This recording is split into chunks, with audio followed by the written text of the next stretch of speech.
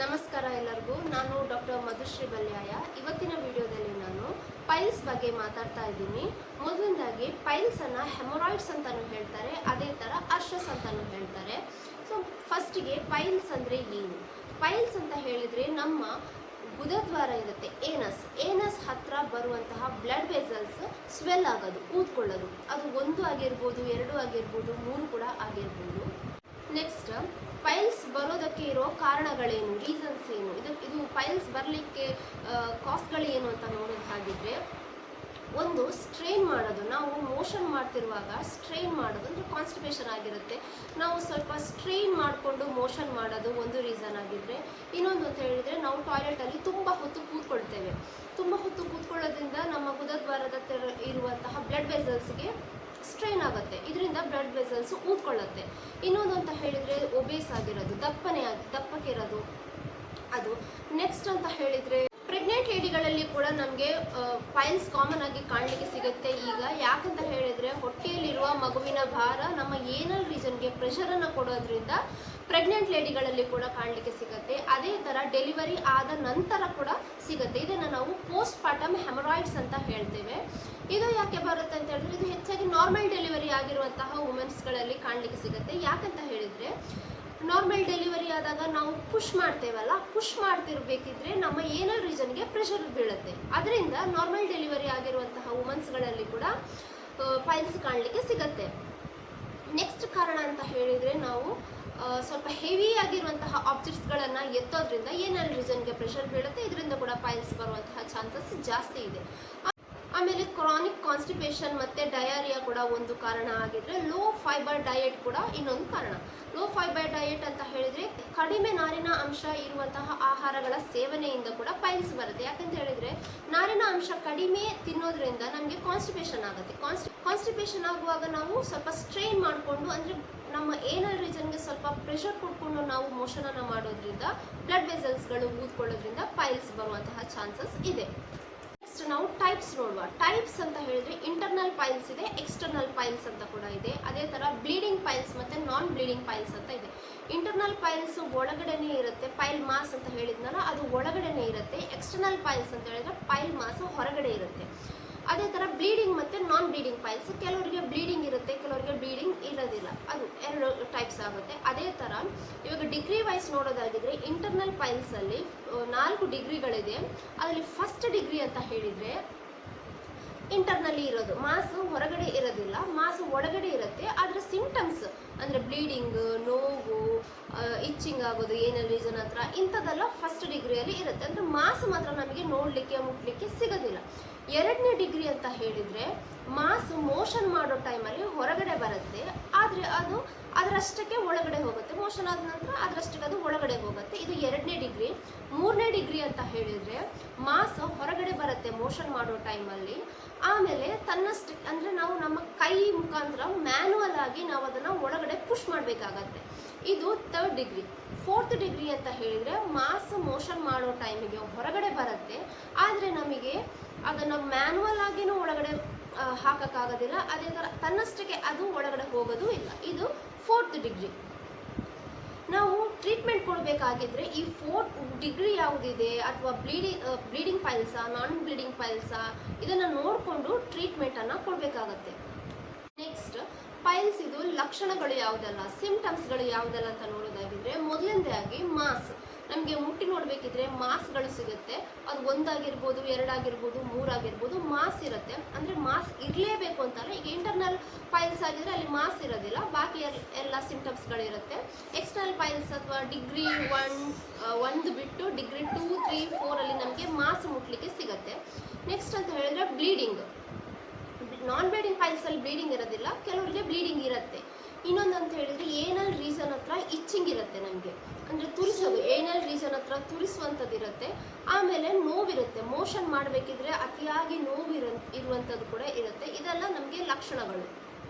ಈಗ ಟ್ರೀಟ್ಮೆಂಟ್ ವಿಷಯಕ್ಕೆ ಬಂದರೆ, ನಮಗೆ ಈಗ ಸ್ಟೇಜ್ ವೈಸ್ ನಾವು ಅದನ್ನು ಟ್ರೀಟ್ಮೆಂಟನ್ನು ಕೊಡಬೇಕಾಗತ್ತೆ. ಅದೇ ಥರ ನೀವು ಹೇಳುವ ಲಕ್ಷಣಗಳನ್ನು ನೋಡಿಕೊಂಡು ನಮಗೆ ಟ್ರೀಟ್ಮೆಂಟನ್ನು ಕೊಡ್ಬೋದು. ಅದರ ಮೊದಲು ಮಾಡಬೇಕಾಗಿರೋದು ಸರಿಯಾಗಿ ನೀರು ಕುಡಿಯೋದು. ಸರಿಯಾಗಿ ನೀರು ಕುಡಿಯೋದ್ರಿಂದ ಹಾರ್ಡ್ ಸ್ಟೂಲ್ಸ್ ಸಾಫ್ಟ್ ಆಗುತ್ತೆ. ಸೊ ನಮಗೆ ಏನಸ್ ರೀಸನ್ ಹತ್ರ ಸ್ಟ್ರೈನ್ ಕೊಡಬೇಕಾಗಿರೋದಿಲ್ಲ, ಸ್ಟ್ರೈನಿಂಗ್ ತಪ್ಪುತ್ತೆ. ಸೊ ಇದು ಒಂದು ಮೇಯ್ನ್ ಆಗಿ ಮಾಡಬೇಕಾಗಿರೋದು. ನಾವು ಕಾನ್ಸ್ಟಿಪೇಷನ್ ಬರದ ರೀತಿಯಲ್ಲಿ ನೋಡ್ಕೊಳ್ಬೇಕು.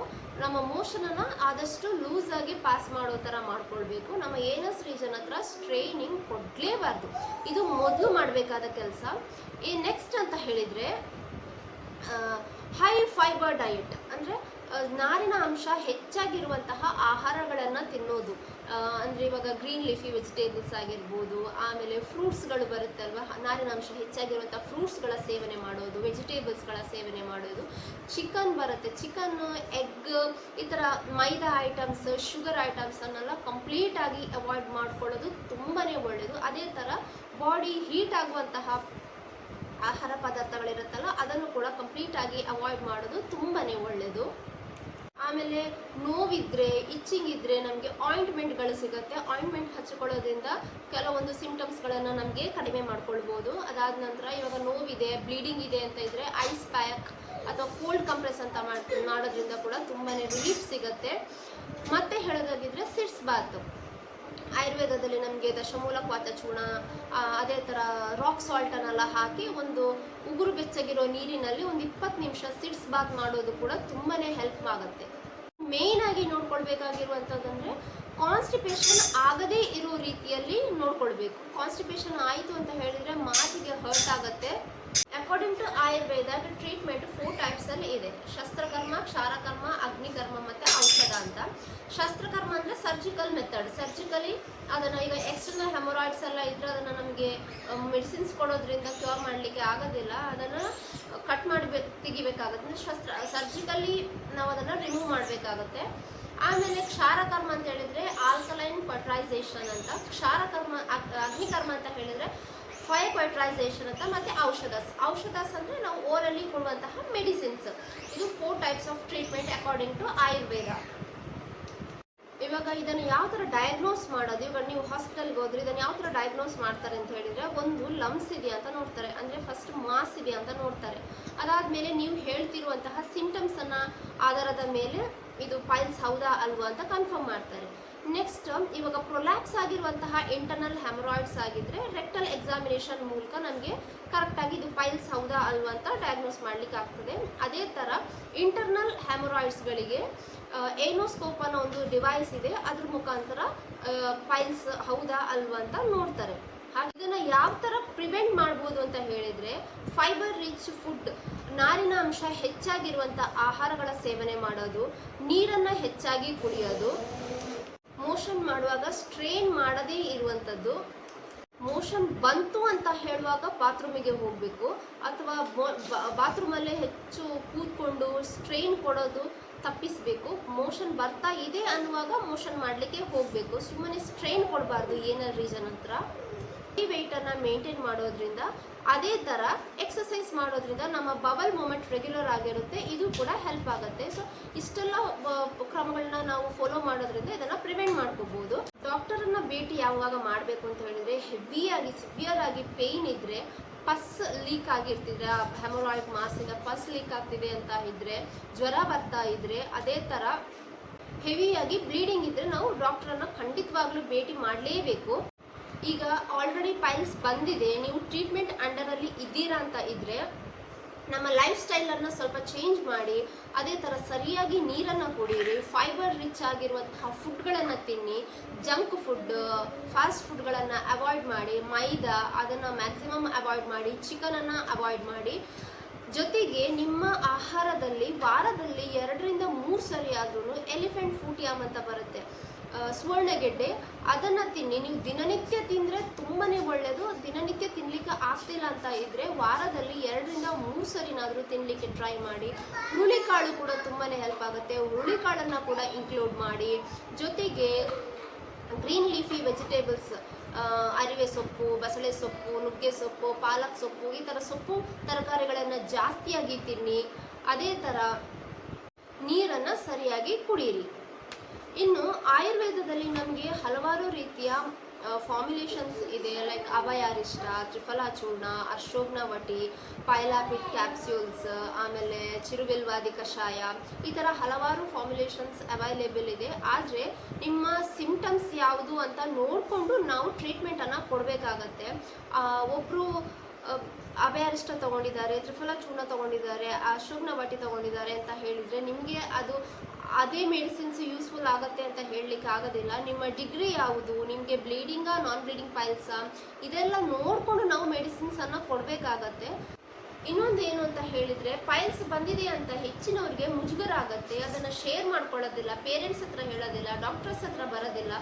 ಅದೇ ಥರ ಇರೋದ್ರಿಂದ ಮತ್ತೆ ಅದು ಸ್ಟೇಜ್ ಜಾಸ್ತಿಗೆ ಹೋಗುತ್ತೆ. ಇದರಿಂದ ಸರ್ಜಿಕಲಿ ರಿಮೂವ್ ಮಾಡಬೇಕಾದಂತಹ ಅವಸ್ಥೆ ಬರುತ್ತೆ. ಸೊ ಪೈಲ್ಸ್ ಬಂದಿದೆ ಅಂತ ನಿಮ್ಗೆ ಏನಾದರೂ ಡೌಟ್ಸ್ ಇದ್ದಲ್ಲಿ ತಕ್ಷಣ ಡಾಕ್ಟ್ರನ್ನ ಭೇಟಿ ಮಾಡಿ ಅದಕ್ಕೆ ಬೇಕಾಗಿರುವಂತಹ ಮೆಡಿಸಿನ್ಸನ್ನು ತಗೊಳ್ಳಿ. ಸೊ ಅದರ ಮುಜುಗರದ ಮಾತೇ ಇಲ್ಲ. ಇದು ಕೂಡ ಒಂದು ರೋಗ, ಎಲ್ಲ ರೋಗದ ಥರ ಇದು ಕೂಡ ಒಂದು ರೋಗ. ಅದರಲ್ಲಿ ಮುಜುಗರ ಪಡುವಂಥದ್ದು ಏನೂ ಇಲ್ಲ. ಪೈಲ್ಸ್ ಬಂದಿದೆ ಅನ್ನೋ ಡೌಟ್ಸ್ ಇದ್ದರೆ ಖಂಡಿತವಾಗ್ಲೂ ನನ್ನನ್ನು ಕಾಂಟ್ಯಾಕ್ಟ್ ಮಾಡ್ಕೊಳ್ಳಿ. ಅದಲ್ಲದಿದ್ದರೆ ನೀವು ಬೇರೆ ಡಾಕ್ಟರ್ಸ್ ಹತ್ರ ಮೀಟ್ ಆಗೋದಿದ್ರು ಅದು ಕೂಡ ಓಕೆ. ಆದರೆ ನೀವು ಅದನ್ನು ಅದೇ ಥರ ಇಟ್ಕೊಳ್ಳೋದ್ರಿಂದ, ಟ್ರೀಟ್ಮೆಂಟ್ ಇಟ್ಕೊಳ್ಳೋದ್ರಿಂದ ಜಾಸ್ತಿ ಆಗುವಂಥ ಚಾನ್ಸಸ್ ಇದೆ. ಸೊ ಬೇಗನೆ ಡಾಕ್ಟರ್ ಹತ್ರ ಭೇಟಿ ಮಾಡ್ಕೊಳ್ಳಿ. ಆನ್ಲೈನ್ ಕನ್ಸಲ್ಟೇಷನ್ಸ್ ಅವೈಲೇಬಲ್ ಇದೆ. ನನ್ನ ವಾಟ್ಸಪ್ ನಂಬರನ್ನು ನಾನು ಅಲ್ಲಿ ಮೆನ್ಷನ್ ಮಾಡಿರ್ತೀನಿ. ನಿಮಗೆ ಅದಕ್ಕೆ ಕಾಂಟ್ಯಾಕ್ಟ್ ಮಾಡ್ಕೋಬೋದು. ಖಂಡಿತವಾಗ್ಲೂ ನಾನು ನಿಮಗೆ ಹೆಲ್ಪ್ ಮಾಡಲಿಕ್ಕೆ ಟ್ರೈ ಮಾಡ್ತೀನಿ. ಏನಾದರೂ ಡೌಟ್ ಇದ್ದಲ್ಲಿ ಕಮೆಂಟ್ ಮೂಲಕ ಕೇಳಿ ಹೆಲ್ಪ್ ಮಾಡ್ತೀನಿ. Thank you for watching. ಮುಂದಿನ ವಿಡಿಯೋದಲ್ಲಿ ಸಿಗೋಣ. ಟೇಕ್ ಕೇರ್, ಬಾಯ್.